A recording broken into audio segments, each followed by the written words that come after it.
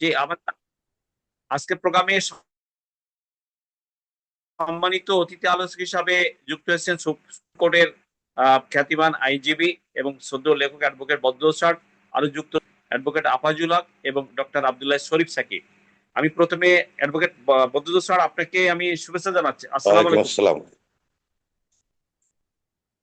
Sir. এখন বিশেষ করে এই যে আপনার ইরান কেন্দ্রিক যে যুদ্ধে, এই যুদ্ধে তো বিশ্বের ভূ রাজনীতির মানে পরিস্থিতিটা পাল্টে গেছে।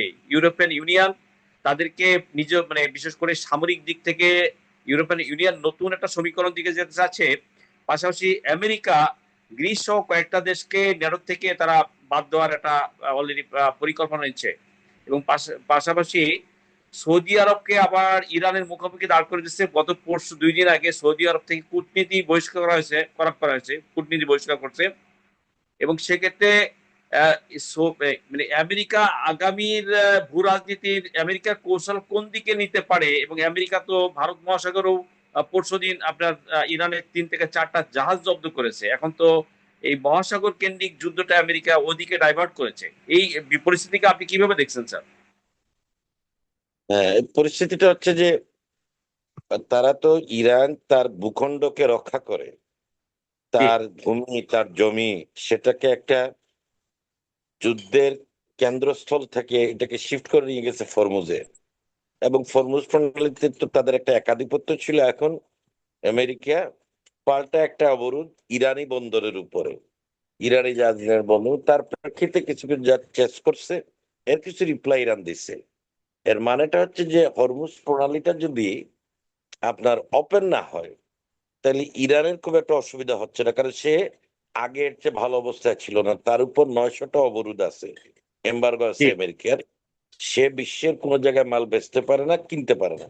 সে সব তেল দিয়ে চীন রে নিত্য ব্যবহার পণ্য চীন থেকে নিয়ে আসে, এখনো তাই হচ্ছে। সুতরাং আমেরিকা দেখতে পাচ্ছে এখানে চীন ইরানের বিপুল পরিমাণ তেল কিনে নিচ্ছে কম্পারেটিভলি সস্তায়, অন্য জায়গায় ক্রাইসিস বেড়ে যাচ্ছে। ফলে ইরানের তেল আছে, তেলের দামের কোনো চাপ নাই। চীন ইরান থেকে পাচ্ছে, তার নিজস্ব সোর্সের তেল আছে। ফলে তারা চায় যে হরমুজের ব্লকেট খুলে দিতে। ইরানের জাহাজ অবরোধ মানে একটা চাপ তৈরি করা, ব্লকেট খুললে তেলের দামের চাপটা কমে যাবে। কিন্তু ইরানের ছাড়া কি আছে? তারা তো এখন হরমুজ প্রণালী যেহেতু তার আহ, ভূখণ্ডের সাথে সংযুক্ত একটা নেভাল এরিয়া, সুতরাং ইরান এটাকেই টার্গেট করছে যে এখানে একটা যুদ্ধটাকে, চাপটাকে শিফট করে। ইরান জাহাজ যেতে দিচ্ছিল, হঠাৎ করে পাল্টা অবরোধ না দিলে কিন্তু ছেড়ে দিচ্ছিল ইরান। হরমুজ একবার খুলেও দিচ্ছিল। তো আমেরিকা হঠাৎ করে আবার পাল্টা অবরোধ দিল তাদের বন্দরে এবং তাদের উপকূলে, তার প্রেক্ষিতে এটা করছে। এটা খুব একটা টিকবে না। এটা টিকবে না কারণ চীনের জাহাজকে আটকাইতে পারতেছে না আমেরিকা। তো ইরানের সাথে যা লেনদেন সেটা তো চালু আছে চীনের। চীনা জাহাজ মাল নিয়ে যাচ্ছে, তেল নিয়ে ফিরছে, তেল নিয়ে আসছে, মালামাল নিয়ে, নিত্য প্রয়োজনীয় মাল নিয়ে ইরান ফিরে যাচ্ছে। এগুলো তো আটকাইতে পারতেছে না। ফলে আপনি যাকে অবরুদ্ধ করতে চান ইরানকে, ইরান তো এখন পুরা তেলটাই চীনকে দেয় এবং পুরা প্রয়োজনীয় রসদপত্র, অস্ত্র, অন্যান্য সবকিছু চীন থেকে নিয়ে যাচ্ছে। তো চীন তো লিতো ঘোষণাই করে দিছে যে তারা এতে কোনো পক্ষ না, তাদের যেন আক্রান্ত করে না। ফলে এই অবরোধ তো যুক্তরাষ্ট্রের বিরুদ্ধেই যাচ্ছে। তার তার এবং তার মিত্রদের যে পণ্য পরিবহন, তার উপসাগরীয় দেশ মিত্রগুলার তেল পরিবহন, সেখানেই তো সমস্যাটা বেশি তৈরি হচ্ছে। এবং এইটা পরীক্ষা করে গত 5 আমেরিকানরা তার যে ব্লকেড, সেটা তো কার্যকর হয়নি। হরমুজ তো খুলে নাই, আমেরিকার জন্য তো খুলে নাই হরমুজ। বরং সে যেগুলো ব্লক করছে 2টা বা 3টা জাহাজ, তার প্রকৃতি ইরানও কিছু কিছু জাহাজের উপর হামলা করছে, আহ উত্তর দিচ্ছে, টেকনিক্যাল উত্তর দিচ্ছে। এই এই পরিস্থিতিতে মনে করি যে ওভারঅল সিচুয়েশন তো ইরানে এত শক্তিশালী দেশ না দীর্ঘ একটা যুদ্ধের দখল সামলানোর ব্যাপার। কিন্তু আপাত দৃষ্টিতে হরমুজে ইরানের একটা অ্যাডভান্টেজ আছে, এটা তার খুব কাছে। ইরানি ভূখণ্ড থেকে ছোট ছোট টাগবোট, যা আপনি ধরেন বাংলাদেশ থেকে এই স্ট্র্যাটেজিতে তো আপনি পারবেন না। আপনি এই স্ট্র্যাটেজি আমেরিকা থেকে নিতে পারবেন না, এত দূর থেকে ছোট নৌকা আনা সম্ভব না, ডুবে ডুবে যাবে। আপনি স্মল টাগবোট দিয়ে যে হরমুজ কন্ট্রোল করে, সেটা তো ইরানি উপকূলগুলোতে যাইতে ওখানে খুব বেশি সময় লাগে না। মানে তার ভূখণ্ড থেকে চলে আসে এখানে। তো এই অ্যাক্সেস ইসরায়েলেরও নাই, আমেরিকারও নাই। এবং এই ধরনের ছোট ছোট কার্যকর নৌযান, ছোট আকারের, এটা ওদের আপাতত আমার জানা মতে নাই। ওরা তো কয়েকশো নৌযান ওখানে এঙ্গেজ করে ফেলছে আর কি। বলি চাপটা আমেরিকা ভুল করতেছে, আমেরিকার দিকেই ফিরে যাবে বলে আমার মনে হয়। পাশাপাশি আপনার স্যার এই যে লেবানন ইসরায়েলের যুদ্ধবিরতির দ্বিতীয় দফার একটা আমেরিকাতে একটা তাদের একটা মিটিং বা সিটিং এর আয়োজন চলতেছে। সেখানে লেবাননের কথা হলো যে লেবাননের দক্ষিণ লেবাননের সীমান্ত ঘেঁষা একটা অঞ্চলে বিশেষ করে ইসরায়েলি সৈন্য তারা ঢুকে পড়েছে, মানে অনধিকার প্রবেশ নিয়েছে। লেবানন বলছে যে তাদের ভূখণ্ড থেকে ইসরায়েলি সৈন্য সরিয়ে যেতে হবে এবং স্থায়ী যুদ্ধবিরতিতে আসতে হবে।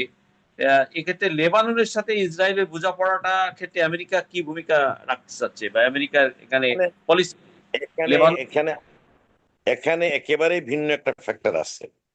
একটা ফ্যাক্টর হচ্ছে যে আপনার লেবাননে ফ্রান্স তার একটা সাবেক উপনিবেশ, এবং ফরাসি প্রেসিডেন্ট কালকে উদ্বেগ প্রকাশ করছেন, এবং ইতালির প্রধানমন্ত্রী মেলোনি বলছেন তাদের পিসকিপিং ফোর্সে, জাতিসংঘ শান্তিরক্ষী বাহিনীতে লেবাননে কর্মরত ইতালির সৈন্যরা নিহত হয়েছে, প্রতিবাদ জানাইছে। ম্যাক্রো বলছেন যে লেবানন থেকে চলে যেতে হবে আর কি। তো আপনি জানেন যে এর আগে যখন 17 নভেম্বর সেলিম হোস প্রধানমন্ত্রী পদ থেকে রিয়াদে বসে পদত্যাগ করেন, তখন ম্যাক্রো সৌদি আরব গেছেন রিয়াদে, সেখান থেকে হোসকে নিয়ে, সেলিম হোসকে নিয়ে বৈরুত আসছেন, মীমাংসা করছেন। সো আর ওখানে মেরানের খ্রিস্টানরা তো খুব প্রাধান্য বিস্তার করে আছে। ফলে ফ্রান্সের এখানে একটা আলাদা একটা গুরুত্বপূর্ণ স্বার্থ আছে, এবং এটা ভূমিসাদর সাদর সংলগ্ন ইউরোপ এবং ইয়ের খুব প্রক্সিমিটি বেশি, নৈকট্য বেশি। ফলে ফ্রান্সের এখানে একটা স্বার্থ আছে। ইসরায়েল যেটা চাচ্ছিল যে লেবাননের দক্ষিণাংশ লিটানি নদী পর্যন্ত এই এলাকাটার মেইনস্ট্রিম জায়গাটা কন্ট্রোলে যদি রাখে, তাহলে আস্তে আস্তে তারা হিজবুল্লাহকে নির্মূল করবে, আর মানুষকে ধারণা দিবে এই যুদ্ধে আমরা হারি নাই, আমরা তো লেবাননের একটা অংশ পাইছি আর কি। কিন্তু এইটা তাদের জন্য একটা, এটা গাজা না, গাজা না, এটা কোনো সমতল না, এটা কোনো স্ট্রিপ প্ল্যান না, ছোট্ট একটা জায়গা না, বেশ বড়। দক্ষিণ লেবানন পাহাড়ি, এবং এই পাহাড়ের রোডটাতে আপনার রোড এবং আশেপাশে লেবানন ইসরায়েলি সৈন্যদের অবস্থান, কিন্তু বিস্তীর্ণ পাহাড় আছে তার আশেপাশে, উঁচু নিচু, চড়াই উতরাই, মাটির নিচে এমন সব ইয়ে আছে, বাংকার আছে, মাইলের পর মাইল আছে, 2 মাইল 3 মাইল বাংকার। একটা আমি বাংকার দেখছি প্রায় 1.5 কিলোমিটার লম্বা। এর ভিতর থেকে হিজবুল্লাহরা কমব্যাট ড্রেসে বের হয়ে আসে। ফলে এখানে ইরানের ইসরায়েলিদের কবর হবে নাকি স্বর্গ হবে, আই ডোন্ট নো। এটা রিস্ক আছে কিন্তু। ইসরায়েল যদি এই ইয়ে করে, স্ট্রিক্ট করে যে আমি এখান থেকে যাব না, লেবানন সরকারের মাথা ব্যথা না। মেরোনাইট খ্রিস্টান হচ্ছেন প্রেসিডেন্ট, উনার কথাবার্তা কিন্তু এখন আমি দেখতে পাচ্ছি যে উনি হিজবুল্লাহকে বলতে চায় যে তোমরা অস্ত্র দিয়ে দাও, কিন্তু উনার সেনাবাহিনী এরকম না যে ইসরায়েলের সাথে পারবে, পারলে হিজবুল্লাহ পারবে। হিজবুল্লাহকে ইয়ে করা মানে ইরানকে দুর্বল করা। ওরা অলরেডি সিরিয়াকে আমেরিকান গ্রিবে নিয়ে গেছে। ফলে লেবাননের যুদ্ধ বিরতি যেটা, সেটা কার্যকর হওয়ার পরে বাড়াইছেও, কিন্তু আমেরিকাতে মিটিং করে গতকাল ওরা বাড়াইছে। বাড়াইলেও আমি মনে করি যে ইসরায়েলের জায়গা থেকে যাবে না, থাকবে। কিন্তু থাকাটা ভালো না মন্দ বুঝতে হবে। আমার যে দেখা এই অঞ্চলটা, ব্যক্তিগত আমি যে অঞ্চলটা দেখছি, এইটা খুব স্বাভাবিক একটা এলাকা না। কোনো দেশের সৈন্যদের দীর্ঘ অবস্থানের জন্য কোনো জায়গা এটা না, এমবুশের জন্য, আপনার গেরিলা আক্রমণের জন্য একটা একটা একেবারে আইডিয়াল একটা এলাকা। ধরেন আপনি 10 মাইল আগে পিছে দুইটা জায়গায় আক্রমণ করে ব্লক করে দিলে মাঝখানের লোকদের অবস্থা তো ছাতু হয়ে যাবে। তো এটা তারা একটা একটা বাড়াবাড়ি ইসরায়েলির আর্মি করতেছে। এটা ইট মে নট ওয়ার্ক প্রপারলি। এটা একটা একটা রাস্তা, পাহাড়ের ভিতর দিয়ে একটা রাস্তার উপর দখল, বিশাল দক্ষিণ লেবানন তো ওই ওই রাস্তাটাই শেষ কথা না, তার পাশে অনেক বিস্তীর্ণ পাহাড় আছে, চড়াই উতরাই আছে। জি পাশাপাশি সাচি। আপনার ফিলিস্তিনির গাজার পরিণতি কি হতে পারে ভবিষ্যতে? গাজার মানে ভবিষ্যৎ গাজা, গাজাতে তো ট্রাম্প মানে একটা বড় ধরনের উপহাস করছে, একটা তামাশা করছে। সে বললো যে আমার নেতৃত্বে একটা বোর্ড অফ পিস হবে। ইতালির মেলানি প্রাইম মিনিস্টার কেন, পাকিস্তানের শাহবাজ শরীফ গেলেন, আরো অনেকে গেলেন। Board of piece, I am the president. এখন আমার মনে হচ্ছে এটা তার একটা মকারি। এখন আর মনে হচ্ছে তার একটা একটা এবিল ডিজাইন, একটা এবিল ডিজাইনটা কি, যে জাতিসংঘ যেন সেখানে ঢুকতে না পারে। এখন এখানে বর্ডারে 11,000 বিকলাঙ্গ লোক চিকিৎসার জন্য আসছে, লাইনে সিরিয়ালে প্রতিদিন 200 মারা যাচ্ছে। এই লোকগুলাকে চিকিৎসার জন্য বেরিয়ে যেতে দিচ্ছে না। অসংখ্য প্রতিষ্ঠান আছে যেগুলো কিছুটা মেরামত করলে স্কুল কলেজ হাসপাতাল চালু করতে পারে, সেই কাজ করতে দিচ্ছে না। অ্যাকচুয়ালি গাজাকে অ্যাবান্ডন করে রাখছে। এই যুদ্ধ শেষ হইলে ওরা ডিসাইড করবে কি করবে। এখানে বোর্ড অফ পিসটা একটা ভুয়া, যেটা মানে ট্রাম্প বলছিল যে বোর্ড অফ পিস হবে, আমরা ফান্ড আনবো, গাজার পুনর্গঠন হবে, এগুলো আমার কাছে ভুয়া মনে হয়। এটা মানে এই ধরনের ইনহেলেশনের মধ্যে অনেক লোক মারা গেছে। সামান্য লোক তো সেখানে 12-13 লাখ লোক হয়তো, 1 লাখ তো মেরেই ফেলছে। কিছু লোক বেরিয়ে যাচ্ছে, পালিয়ে যাচ্ছে, আরো কিছু লোক মারবে। ওইটাকে ওইরকম একটা প্ল্যান আছে। এখন যদি ইরানের ঘুরে দাঁড়ায়, এই যুদ্ধের সম্মানজনক অবস্থান থেকে যুদ্ধ শেষ হয় ইরানের, যদি হিজবুল্লাহরা টিকে থাকে, হুতিরা টিকে থাকে, আমি মনে করি যে খেলা শেষ হয় নাই, তাইলে খেলা আছে। এবং হামাসের লোক যা তো মানে ইয়ে একটু করছে। স্যার একটু তথ্য মানে আপনার সাথে উপস্থাপন করছি। জন কেরি আমেরিকার পররাষ্ট্রমন্ত্রী ছিলেন। কালকে তিনি একটা মানে অত্যন্ত গুরুত্বপূর্ণ একটা প্রোগ্রামে বলেছেন জন কেরি, যে পূর্বের বাইডেন গভর্নমেন্ট অথবা ব্যারাক ওবামা, বাইডেন গভর্নমেন্ট সবাইকেই ইসরায়েল চেষ্টা করেছিল ইরানের বিরুদ্ধে যুদ্ধে নামার জন্য, কিন্তু তখনকার গভর্নমেন্ট গুলা জাতিসংঘের আন্তর্জাতিক আদালতে ইসরায়েলের বিরুদ্ধে নেতানিয়ার বিরুদ্ধে গ্রেপ্তারি পরোয়ানা ছিল, এবং মানে জাতিসংঘের এই বিষয়টা ইসরায়েলকে নিয়ে একটা গুরুত্বপূর্ণ টানাপোড়েন চলছিল। নেতানিয়ার বিরুদ্ধে গ্রেপ্তারি পরোয়ানা ছিল। নৈতিকতা এবং আন্তর্জাতিক আইনের প্রতি আমেরিকা গুরুত্ব তখন রেখে বাইডেন, ওবামা, কোন রাষ্ট্রপতি এই অনৈতিক যুদ্ধে ইসরায়েলকে তারা সাপোর্ট দেয় নাই। সেক্ষেত্রে আমেরিকা, এই যে মেসুড প্রেসিডেন্ট আমেরিকার, জনগণ যেটা আপনার নির্বাচিত করেছে, সেক্ষেত্রে আমেরিকার আগামী দিনের ভূ রাজনীতি কি আসলে বিশ্বে আমেরিকা বড় ধরনের একটা মানে ভূ রাজনীতি বড় ধরনের একটা টানাপোড়েন দিকে যেতে পারে? যাবে, সেদিকেই তো যাচ্ছে। হুম। ধর আমেরিকার নিজস্ব তেল আছে, হুম। তারপরে মূল্য সমন্বয়ের জন্য সেখানে $6, ওখানে $6 বাড়ছে লিটারে। তো হুম। এখানে যে আহ কথার কথা টমেটো যেটা পাওয়া যেত $1, সেটা আজকের খবর হলো $4 হয়ে গেছে। তার মানে শাকসবজির দাম 4 গুণ বাড়ছে, অন্যান্য আইটেমের দাম 3 গুণ বাড়ছে। এটা কে দামটা দিচ্ছে? কনজিউমার তো আমেরিকান পিপল। এবং আমেরিকা এখন আপনার সব খাতে উৎপাদন হয় না, ওরা সমরাস্ত্র উৎপাদন করে, হাইটেক করে, বিমান করে, সমরাস্ত্র করে, এবং কৃষিটা আছে তাদের, কিন্তু অন্যান্য ভোগ্যপণ্য কিছুই নেই। বাংলাদেশের কাপড় যায়, বিভিন্নভাবে চীনের ইলেকট্রনিক্স যায়, ইউরোপের বিভিন্ন হ্যাঁ। দেশ থেকে যন্ত্রপাতি যায়। ওরা তো বাইরের থেকে নিয়ে যাচ্ছে। দাম বাড়া মানে এমনিতেও সে শুল্কের মাধ্যমে সে শুল্ক বাড়াইছে। তো শুল্কটা হুম। বাড়াইলে এটার আলটিমেটলি তার দেশের ক্রেতাদের তো এটার মূল্য দিতে হচ্ছে। আপনি শুল্ক বাড়াইলে একটা 100 টাকার জিনিসের দাম 150 টাকা হয়ে গেল। আলটিমেট প্রাইসটা তো দিচ্ছে এন্ড বায়ার, যে সব শেষে কিনে সেই বায়ারটা। ফলে এটা একটা বিরক্ত হয়ে গেছে। এটা একটা দিক। দ্বিতীয় হচ্ছে, এখনো still there is an ethics in American democracy. এটা এটা এই রিপাবলিকান পার্টি আপনি দেখেন ঐতিহাসিক ভাবে এরা খুব আক্রমণাত্মক, এরা খুব আক্রমণাত্মক। মধ্যপ্রাচ্যে যতগুলা অনৈতিক হামলা, সবগুলা রিপাবলিকান প্রেসিডেন্টরা করছে। সিনিয়র বুশ আপনার 91-এ হ্যাঁ। কুয়েতে আসলো, হ্যাঁ। এসে তারা কুয়েত লিবারেট করার নামে বিশাল পরিমাণ তেল দিয়ে ক্ষতিপূরণ আদায় করলো, সাদ্দামকে হটাই দিল। সাদ্দামের যে আমি খুব বড় সমর্থক তা না, কিন্তু এরা বলছিল যে সাদ্দামের কাছে রাসায়নিক অস্ত্র আছে, কেমিক্যাল ওয়েপন। এটা কিন্তু পাওয়া যায় না। এটা টনি ব্লেয়ার বলছিল ব্রিটেনের, আর ওখান থেকে বলছিল ওরা। তো ওখানে তো কোনো কেমিক্যাল ওয়েপন ছিল না। আলটিমেটলি দেখেন ইরানকে তামা তামা করে দিল, তাদের গ্রিপে ঢুকাই দিল। পরবর্তীকালে আপনি দেখেন যে 1/11 সময় আক্রমণটা কোথায় হইল। আক্রমণটা আবার এসে আফগানিস্তানকে একেবারে ইয়ে করে দিল, এবং এটাকে একেবারে গ্রিবে নিয়ে গেল। এবং আপনার এইবার যুদ্ধটা ইয়ে ট্রাম্প 2 দফাতে রিপাবলিকান প্রেসিডেন্টরা definitely John Kerry is correct. আপনার মানে ডেমোক্রেটরাও কিন্তু ইসরায়েলকে সাথে নিয়ে কাজ করে, কারণ ইহুদি লবির খুব স্ট্রং আমেরিকাতে। কিন্তু যুদ্ধটা তারা কিছুটা পরিহার করেছিল, ডেমোক্রেটিক পার্টিরা তারা নেগোসিয়েশনে যায়, তারা তো চাপ তৈরি হুম, করে। তো হুম। মানে গাজায় হামলার সময় তো ডেমোক্রেটরাই ছিল, হামাসের হামলার সময় তো ডেমোক্রেটরাই ছিল। গাজায় যে হামলাটা হচ্ছে সেটা মানে ইসরায়েলিরা হামলা করছে, বাইডেন খুব বেশি যে বিরূপ কিন্তু ডাইরেক্টলি আমেরিকান হয় না। এইবারকার যেটা হচ্ছে যুদ্ধে তো সরাসরি ট্রাম্প জড়াই গেছে। তার স্লোগান ছিল মেক আমেরিকা গ্রেট এগেইন, যে আমি ঘরমুখী হব। সে ঘরের কোনো খবর নাই, জিনিসপত্রের দাম বাড়তেছে, মানুষের অশান্তি বাড়তেছে, নো কিংস মিছিল হচ্ছে, একদিনে 80 লাখ লোক রাস্তায় আছে।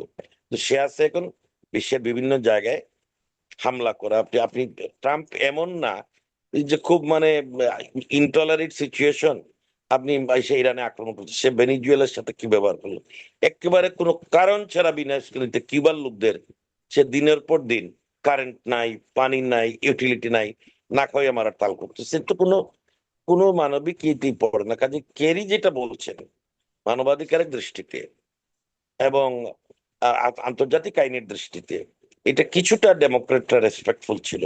অতটা বা এইভাবে বলা যে সভ্যতা ধ্বংস করে দিব, এভাবে বলা প্রস্তর যুগে ফিরাই দিব, এটা কোনো ডেমোক্রেট প্রেসিডেন্ট বল নাই, এটা রিপাবলিকানরা এক্ষেত্রে বলছে। আমি যে আমেরিকার যে মধ্যবর্তী নির্বাচন আসছে, এই যে পাবলিক কি এই তাদের পারসেপশন থেকে মধ্যবর্তী নির্বাচনে এটার একটা রিয়াকশন দেখাতে পারে? ডিসেম্বর জানুয়ারিতে তাদের কংগ্রেসের একটা ইলেকশন আছে আমেরিকাতে। না, এতে এতে হচ্ছেটা কি, জিনিসটা ঘুরে যাচ্ছে অন্যদিকে। অন্যদিকে মানে আপনার যে রিপাবলিকানদের যে বেল্ট, সেখানে ওর ভোট আরো বেড়ে যাবে, বুঝছেন না? রিপাবলিকান বেল্ট যেটা, সেখানে তো তার ভোট আরো বাড়বে, কারণ ওরা তো এটাই চায়। রিপাবলিকানরা দক্ষিণ চায় আমেরিকার হ্যাঁ আমেরিকা। বেড়ে যাবে, কিন্তু সাধারণভাবে সারা আমেরিকা যদি তুলনা করেন, তাহলে কংগ্রেসের এই যে মধ্যবর্তী নির্বাচন, এই মধ্যবর্তী নির্বাচনে আমার ধারণা ট্রাম্পের দল হাউস অব রিপ্রেজেন্টেটিভস এর সংখ্যাগরিষ্ঠতা হারাবে। এখন তো সব জায়গায় ওরা সংখ্যাগরিষ্ঠ, সিনেটের সংখ্যাগরিষ্ঠ, হাউসের সংখ্যাগরিষ্ঠ। তো হাউসের যেটাকে বলে হাউস অব রিপ্রেজেন্টেটিভ, প্রতিনিধি সভা, সেখানে 1/3 নির্বাচন হবে এই বছর। তো এই নির্বাচনে আমার মনে হয় তারা মানে 1/3 বেশ ভালো একটা ইয়ে হবে, কারণ দ্রব্যমূল্যের একটা চাপ আমেরিকানদের উপর আছে। তারপর মানে সেখানে যে আমদানি রপ্তানির উপর একটা বিরূপ বিরূপ প্রভাব পড়বে। এইসব কিছু বিবেচনা করে এবং আপনার মিডিল ইস্টের যে বিনিয়োগ আমেরিকাতে, সেটার উপরে তো একটা বিরাট চাপ পড়বে। তাদের তেলের উৎপাদন এবং বিক্রি বন্ধ হয়ে যাচ্ছে। এবং আরো বড় কথা হচ্ছে যে ডলারের যে আপনার যে ডলারের যে পাওয়ার ছিল, যেটা সুপার পাওয়ার, যে আপনি সারা দুনিয়ার মানুষ এক জায়গায় আমেরিকার কাছে আটকানো, বিনিময়টা করতে হয় ডলার দিয়ে, এয়ারপোর্টে ডলার চাই, এলসিতে ডলার চাই। এই ডলারের যে একটা একমুখী অবস্থান ছিল, একতরফা, তো সেই অবস্থাটা তো এখন ভেঙে যাচ্ছে। এখন তো আপনার চীন আপনার ইউয়ানের পেমেন্ট দিচ্ছে ইরানকে, এবং সৌদি আরবও ইউয়ান নিচ্ছে, কারণ চীনের অনেক টাকা। হ্যালো। আচ্ছা স্যার, হ্যাঁ জি। আমি জি, আমরা শুনতে পাচ্ছি। আমি এরপরে বাংলাদেশে যে জুলাই সনদ নিয়ে সরকার বিরোধী দলের বিরোধী দল রাজপথে কর্মসূচি দিচ্ছে, আবার তেলের পরিস্থিতি নিয়ে সরকার বলছেন যে তেলের বাস্তব আমাদের আমদানি মানে চাহিদার তুলনায় আমদানি ঠিক জায়গা আমরা ঠিক রেখেছি, কিন্তু আহ, সরকারের স্টেটমেন্ট আর বাস্তবতায় যে বিদ্যুৎ উৎপাদনে আমরা একটা সংকট দেখতে পাচ্ছি, কৃষিক্ষেত্রে সংকট, কমিউনিকেশনে একটা ক্রাইসিস। জ্বালানি তেলের সংকট মোকাবেলায় সরকারের কাছে কি উপায় আছে? পাশাপাশি জুলাই সনদ নিয়ে সরকারের সাথে বিরোধী দলের একটা মানে রাজনৈতিক একটা পরিস্থিতি কিছুটা হলে জটিলের দিকে যাচ্ছে। বাংলাদেশের এই দুটো বিষয়টাকে আপনি কিভাবে দেখছেন আপনার অবস্থান থেকে এই নতুন সরকারের ক্ষেত্রে? এই যে জ্বালানি তেল নিয়ে বাংলাদেশ সরকারের অবস্থান, আমার মনে হয় না যে অন্য কোনো সরকার থাকলে এর চেয়ে ভালো কিছু করতে পারতো। আপনি হরমুজ প্রণালী বন্ধ হয়ে গেছে, আমাদের হুম, কিছু জাহাজ আটকা পড়ছিল তেলের সরবরাহ, পেনিকের কারণে। এটি যে সরকারি কথাটা যেটা বলছে আমি এটার সাথে একমত, এটা পেনিক। হুম। বাংলাদেশে উপস্থিত মজুতের প্রবলেম ছিল না। অন্যদিকে আমাদের রিফাইনারি, ইস্টার্ন রিফাইনারির এই সময় যে মেরামত কাজের কারণে সক্ষমতা 40% কম। আমাদের তো একটাই রিফাইনারি, আমাদের দ্রুত আর একটা রিফাইনারি যেতে, এটা তো তারিখ যে 2 মাসের মধ্যে একটা রিফাইনারি করা সম্ভব না, তাই না? তো না। এখন আমাদের ইস্টার্ন রিফাইনারির সক্ষমতা বাড়ানো এবং করা, এটা দরকার। সরকার প্রত্যেকটা আপনি এটা অতীতে হয় নাই, ঢালাভাবে সরকারের সমালোচনা শুনে ন্যাশনাল ক্রাইসিসের সবাইকে একত্র হবে।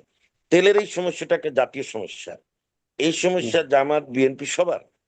তো এইটা বেশি কুচাকুচি করার টাইম না, তো এগুলো তো আরো ব্যবসায়ীরা সুযোগ নেবে। গভর্নমেন্ট প্রত্যেকটা পেট্রোল পাম্পের জন্য একটা অফিসার, লাইন অফিসার করে দিচ্ছে, মনিটর করছে। শুরুতে সাপ্লাই একটু কম দিচ্ছিল মসজিদের ভয়ে, পরে এই সাপ্লাইটা বাড়াই দিচ্ছে। আজকে আমি রাত্রে আমার অফিস থেকে বেরোনোর আগে তেল কিনছে, বললো স্যার 2-3টা গাড়ি আমি নিয়ে, আমি বললাম নিয়ে নাও। কালকেও তাই হয়েছে, মানে কমে যাচ্ছে, চাপ কমে যাচ্ছে। তেল নিয়ে আমি আমি মনে করি যে সরকার সাধ্যমতো চেষ্টা করছে। এই অবস্থা অন্য সরকার হইলে আরো খারাপ হইতে পারত।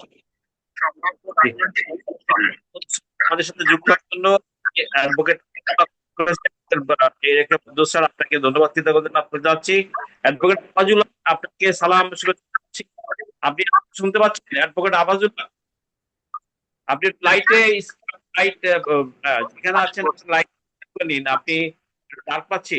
অ্যাডভোকেট আফাজুল্লাহ, আপনি ইরানের এই ইরান যুদ্ধকে কেন্দ্র করে আমেরিকা এই যে একটা চ্যালেঞ্জের মধ্যে পড়ে গেছে, ইউরোপের সাথে আমেরিকার বোঝাপড়া সৌদি আরবকে দিয়ে ইরানের মুখোমুখি দাঁড়াতে চাচ্ছে এবং বাংলাদেশে অস্থিরতা চলছে। অ্যাডভোকেট আফাজুল হক, আপনার অবস্থান থেকে বক্তব্যের আলোকে আপনার বক্তব্য স্থান করুন। আপনার সবাই 7 থেকে 8 মিনিট। জি, আপনি আমাকে শুনতে পাচ্ছেন অ্যাডভোকেট আফাজুল হক? আপনি আমাকে শুনতে পাচ্ছেন? অ্যাডভোকেট আফাজুল হক, আপনি আমাকে শুনতে পাচ্ছেন? হ্যালো, আপনি কি আমাকে শুনতে পাচ্ছেন? আপনি সাউন্ডটা ক্লিয়ার করে নিতে নেবেন। আপনি কি আমাকে শুনতে পাচ্ছেন ভাই? অ্যাডভোকেট আফাজুল হক, শুনতে পাচ্ছেন? আপনার বক্তব্য উপস্থান করুন অ্যাডভোকেট আফাজুল হক, বলেন আপনার বক্তব্য, বলেন, উপস্থান করেন, বলেন অ্যাডভোকেট আফাজুল হক।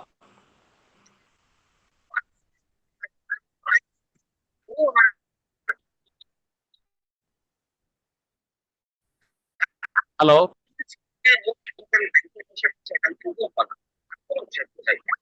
আপনি শুনতে উপস্থান করেন অ্যাডভোকেট আফাজুল হক। হ্যালো,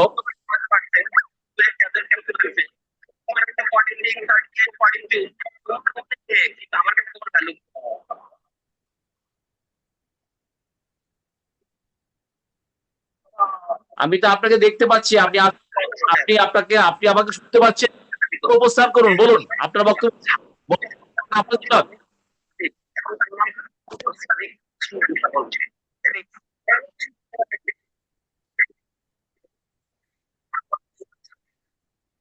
হ্যালো, প্রিয় দর্শক, আমি নেট প্রবলেম দেখতে পাচ্ছি। বাংলাদেশ সরকার 2 মাস, অ্যাডভোকেট আফাজুল হক, বাংলাদেশে তেল সংকট সমাধান কিভাবে হতে পারে আপনার দৃষ্টিতে? আপনি স্কলে সোজা চোখ রেখে কথা বলুন। পাশাপাশি মধ্যপ্রাচ্য, অ্যাডভোকেট আফাজুল হক।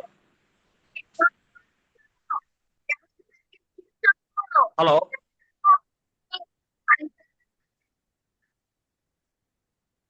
হ্যালো দর্শক, আমরা দেখতে পাচ্ছি বাংলাদেশে সরকার এবং বিরোধী দলের নিয়ে একটা জাতীয় ঐক্যমতের বিশেষ জাতীয় কমিটি করবার একটা সিদ্ধান্ত হয়েছে। পার্লামেন্টের একটা কমিটি হবে এবং সেই কমিটি তেলের সংকটকে সামনে রেখে এই সমস্যার সমাধান কিভাবে করা যায় সেই প্রক্রিয়া দিকে এগোবে। পাশাপাশি পার্লামেন্ট এবং রাজপথে জামাত ইসলাম সহ 11 তারা জুলাই সনদ বাস্তবায়নের জন্য কর্মসূচি দিচ্ছেন। তাদের জোটগতভাবে এবং মিত্ররা কর্মসূচি দিচ্ছেন যে আগামীতে জুলাই সনদ কিভাবে বাস্তবায়ন করা যায় সেই বাস্তবায়নের দিকে তারা তাদের সংসদ এবং পার্লামেন্টের বিরোধী দলে রাজপথে তারা আন্দোলন করছেন। পাশাপাশি আমরা ঢাকা বিশ্ববিদ্যালয় সহ চট্টগ্রামে এবং ঈশ্বরদীতে এই গুপ্ত একটা রাজনৈতিক স্লোগান নিয়ে একটা উত্তেজনার পরিস্থিতি চলছে বাংলাদেশে। সেই উত্তেজনার পরিস্থিতি জনগণ উত্তেজনার জায়গাটা দেখতে চায়, কিন্তু নতুন করে যেন দ্বন্দ্ব সংঘাতটা তীব্রতর না হয়, এই বাস্তবতাই আমরা বাংলাদেশের জনগণ চাই। পাশাপাশি মধ্যপ্রাচ্যের যুদ্ধটা বিশেষ করে ইরানের সাথে আমেরিকার নৌ সমুদ্র বন্দর কেন্দ্রিক আমেরিকা অবরোধ দিয়েছে, এবং আমেরিকা ইরানের জাহাজ জব্দ করতেছে, ইরানও আমেরিকা জাহাজ জব্দ করতেছে। এই যে জাহাজ জব্দ, কাউন্টার জব্দ, এই পরিস্থিতির মধ্য দিয়ে আমরা একটা নতুন পাচ্ছি। যুদ্ধটা আকাশ পথের যুদ্ধটা এখন এই নদীপথে চলে গেছে, এবং এটা যদি আমরা, এবং এর পাশাপাশি আমরা দেখতে পাচ্ছি পানামা খালের গুরুত্ব বেড়ে গেছে, সুয়েজ খাল, পানামা খালের গুরুত্ব বেড়ে গেছে। পানামা খালে এখন জাহাজ পারাপারটা দ্বিগুণ হচ্ছে, এবং পানামা তোর আদায় বেড়ে গেছে। এই বাস্তবতায় অ্যাডভোকেট আপাজুল হক, আপনাকে যদি না পাই, আপনি যদি কথা আমার শুনতে না পান, তাহলে আপনি অফ হয়ে যান প্লিজ। আপনি যদি শুনতে পান তাহলে কিছু বলেন, আপনি শুনতে পেলে কিছু বলেন, আর না পেলে আপনি সাইলেন্ট হয়ে যান। আপনি মিউট মিউট, হ্যাঁ, কারণ আপনার আওয়াজটা আমাদের লাগছে। অ্যাডভোকেট আফজুল হক, যদি আপনি আমার কথা শুনতে পান তাহলে কিছু বলুন, আর না শুনতে পারলে আপনি সাইলেন্ট হয়ে যান। আপনি স্পষ্ট শুনতে পেলে কিছু বলুন, আর যদি না পান তাহলে সাউন্ডটা বন্ধ করুন, আমি স্যারকে দিয়ে কিছু কথা বলে প্রোগ্রামটা শেষ করে দেবো। অ্যাডভোকেট বদ্র স্যার, জি বলেন।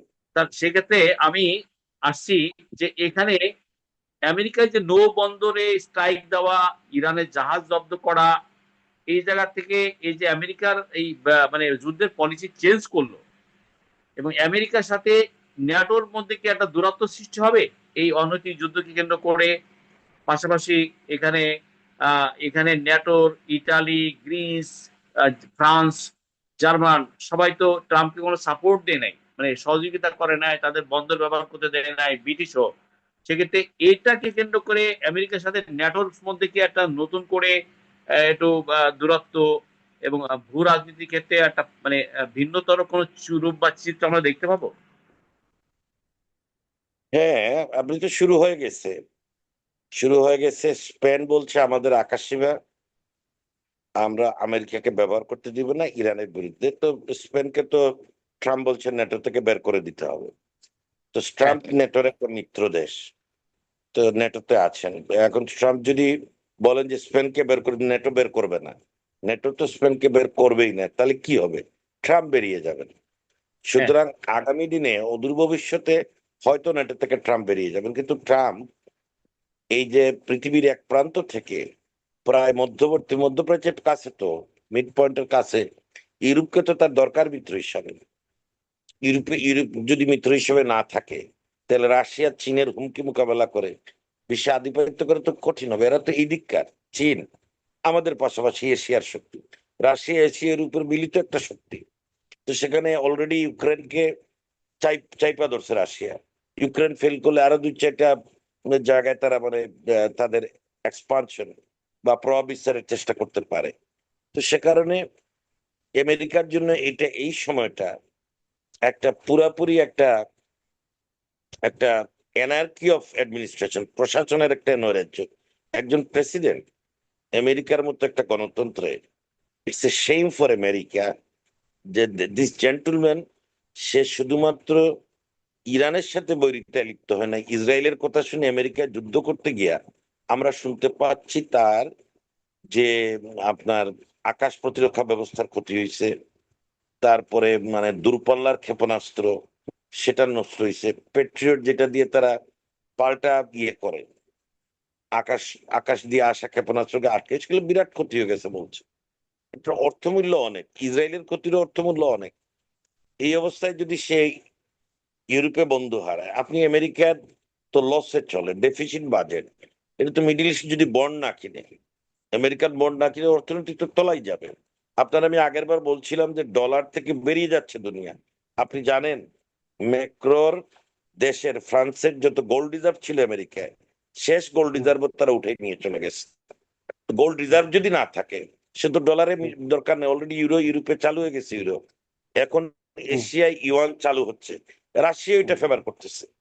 ইউয়ান চালুটা রাশিয়া, কারণ আপনি জানেন যে ব্রাজিল সহ বিভিন্ন দেশকে নিয়ে চীন একটা ব্যাংকও করে ফেলছে, পাল্টা ব্যাংক। পাওয়ার ব্যাংকের একটা হুম। পাল্টাবে। হ্যাঁ। ফলে যদি যদি আপনার ডলারের বিশ্ব বিনিময় ব্যবস্থা থেকে, আন্তর্জাতিক বাণিজ্য থেকে ডলারের প্রভাব কিছুটাও কমে, আমেরিকার জন্য এটা একটা একটা বিরাট আঘাত। ওইখানেই তার মাত বলি। আপনি বলেন আমেরিকান নিষেধাজ্ঞা কেন মানে বিভিন্ন দেশ, আমরা কেন মানে, বাংলাদেশ কেন মানে? কারণ আমার ওই ডলারটা আমেরিকান ফেডারেল রিজার্ভে, আমার যে ফরেন কারেন্সি যেটা আছে তো ফেডারেল রিজার্ভে আছে, এবং ফেডারেল রিজার্ভ থেকে আবার চুরি হয়েছে। আমাদের নানাভাবে দোষারোপ করা হচ্ছে, কিন্তু চুরিটা তো ফেডারেল রিজার্ভ থেকে হয়েছে, ফেডারেল রিজার্ভ থেকে এটা চলে গেছে। এবং হুম। এই ডলারের প্রতিপত্তি যখন কমবে, আপনি কেন মানবে তারা আন্তর্জাতিক নিষেধাজ্ঞা গুলো? মানবে না। এখন কি ইরান মানে মানে না, এখন কি চীন মানে মানে কেন মানে না? কারণ সে ডলার দিয়ে বিনিময় করে না। ইরানিরা হুম। তেল দিচ্ছে, চীনে ইউয়ানে পেমেন্ট পাচ্ছে। এবং এখন সৌদি আরব সহ কিছু কিছু আপনার মধ্যপ্রাচ্যের দেশ, তারা চীনের সাথে ইউয়ানে লেনদেন করতে রাজি হয়েছে, কারণ চীনের উদ্বৃত্ত অর্থ অনেক বেশি, চীনের বিনিয়োগের সক্ষমতা অনেক বেশি। বাংলাদেশে আপনি ধরেন, আপনি হাসিনার সময় চীন ছিল, ইউনূস সাহেবের সময় ছিল, তারেক রহমানের আমলে আছে, তারা তারা বলছে যে আমরা we are not doing politics ইয়ার, আমরা কোনো আইডিওলজি নিয়ে আসবো না, আমরা ব্যবসা করতে চাই, বিনিয়োগ করতে চাই। তো ফলে যেই বিনিয়োগটা চীন করতে পারে, এই সক্ষমতা তো চীনের নাই। চীন আপনার সৌদি আরবের তেল কিনে সৌদি আরবকে ইউয়ান দিবে, আপনি হুম। ইরানকে ইউয়ান দিচ্ছে, কিন্তু আমেরিকা তো ডলার নিচ্ছে, ডলার নিচ্ছে নানান খাতে নানান ভাবে ডলার নিচ্ছে। তা আমি এই তো জন্য মনে করি যে মধ্যপ্রাচ্য, সৌদি, কাতার, ওমান, দুবাই, তারাও তো একটা নতুন সংকটের মধ্যে পড়ে গেছে। তাদের তেলের ডিপোতে হামলা হয়েছে। তাদের বিশেষ করে বড় বড় তেল শোধনাগার উপরে হামলা, ক্ষতিগ্রস্ত। মধ্যপ্রাচ্যেও তো তাদের তেল রপ্তানি ক্ষেত্রে একটা মানে সংকটের মধ্যে তারা তো পড়ে আছে। এই আমেরিকার এই এক নম্বর, এক সম্পদ সংকট হলে এই তেলটা কখন হয়েছে? তেলটা হয়েছে এই আরব ইসরায়েল যুদ্ধ ধরে, তারা এটাকে পেট্রো ডলার করছে, যে আমাকে তুমি এই পরিমাণ তেল দিতে হবে, আমি তোমার নিরাপত্তা দিবে, এই তেলটা আমার, আমি এই দামে দিব, দামটা কম, আর দামটা ডলারে পেমেন্ট হবে। তাহলে ডলারের এই পেট্রো ডলারটাই তো বিশ্ব বাণিজ্যের বড় অংশ দখল করেছে। পেট্রোলিয়ামের তো বড় কেনাকাটা তো আর কিছুতে হয় না। তো ফলে তার এটা এটা এখন বুঝতে হবে যে একটা মধ্যপ্রাচ্যে ইরানের সাথে আমেরিকার যুদ্ধ তিনটা ডাইমেনশন সৃষ্টি করছে। একটা সামরিক, একটা অর্থনৈতিক, এবং একটা একান্তভাবে ট্রাম্পের আভ্যন্তরীণ। অর্থনৈতিকটা হলো ডলারের যে রাজ্য ছিল, আপনি সারা বিশ্বে যে আমেরিকা কোথাও কিছু হইলে বলে আমি তোমার শুল্ক নিষেধাজ্ঞা দিলাম, আমি তোমার অমুক প্রতিষ্ঠানকে ব্ল্যাক লিস্টেড করলাম, বাংলাদেশের র্যাবের 7 জন অফিসার করলাম, বিকজ আমি এটা মানতে হবে, আমার ডলার আমেরিকান ফেডারেল রিজার্ভে আছে, এবং আমি বিশ্বব্যাপী ইউরোপ বলে আমি যত জায়গা থেকে মাল কিনা বেচা করবো, আমার পেমেন্ট গুলো ডলারে হবে। So I can't avoid American embargo, আমাকে মানতে হয়। এই অবস্থার মধ্যে আমেরিকান কাছে পারমিশন চাইতে হয় যে আমি চীন থেকে তেল কিনবো, আমি রাশিয়া থেকে তেল কিনবো, পারমিশন নিতে নিতে হবে। কারণ আপনি প্রচুর পরিমাণে এক্সপোর্ট করেন আমেরিকায়, এ বাস্তবতা তো আপনি অ্যাভয়েড করতে পারবেন না। কিন্তু চীনের সেটা দরকার নাই, ইরানের একটা দরকার নেই, কারণ নিষেধাজ্ঞায় পড়ার পর ইরানের কোন তেল তো ইউরোপ নিচ্ছে না, আমেরিকাও নিচ্ছে না, নিচ্ছে কে? চীন। দিচ্ছে কি? ইউয়ান দিচ্ছে। ফলে ডলার অপাঙ্ক্তেও হয়ে যাচ্ছে না একটা। যদি ডলারের ব্যবহার 5% কমে, বিশ্ববাজার তো ডলারের রাজত্ব থেকে 5% বেরিয়ে যাবে।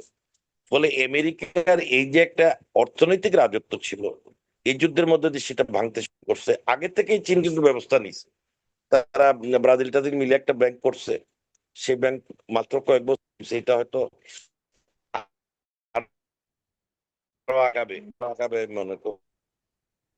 তো এই অবস্থায় দ্বিতীয়টা হচ্ছে সামরিক। সামরিক ক্ষেত্রে আপনি দেখেন যে সে মানে আপনার ভারী জোর। ভারত ভারত মহাসাগর কেন্দ্রিক রাশিয়া, রাশিয়া, ইরান আর ভারত, একটা রাশিয়া, ইরান, ভারত, ভারত মহাসাগর কেন্দ্রিক একটা সামরিক জোট হয়েছিল। এই সাম্প্রতিক সময়ে ভারতের অনেক স্পাই এখানে ধরা পড়ছিল। সেক্ষেত্রে এই জোটের ক্ষেত্রে কি রাশিয়া, ইরান, ভারতের যে সামরিক জোট, ভারত মহাসাগর কেন্দ্রিক, এই জোটের ক্ষেত্রে কি একটা নেতিবাচক প্রভাব পড়তে পারে ভারতের এই অ্যাক্টিভিটিস এর কারণে?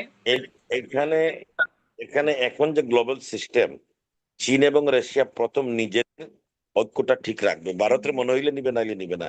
বর্তমান সিচুয়েশনে ভারত বিশ্বস্ত বন্ধু না। ভারত আমেরিকারও মানে বিরাগভাজন হয়ে গেছে। ট্রাম্প বলছে যে তোমরা এখানে বাচ্চা পয়দা করার জন্য আসো, এরকম একটা খারাপ কথা বলছে।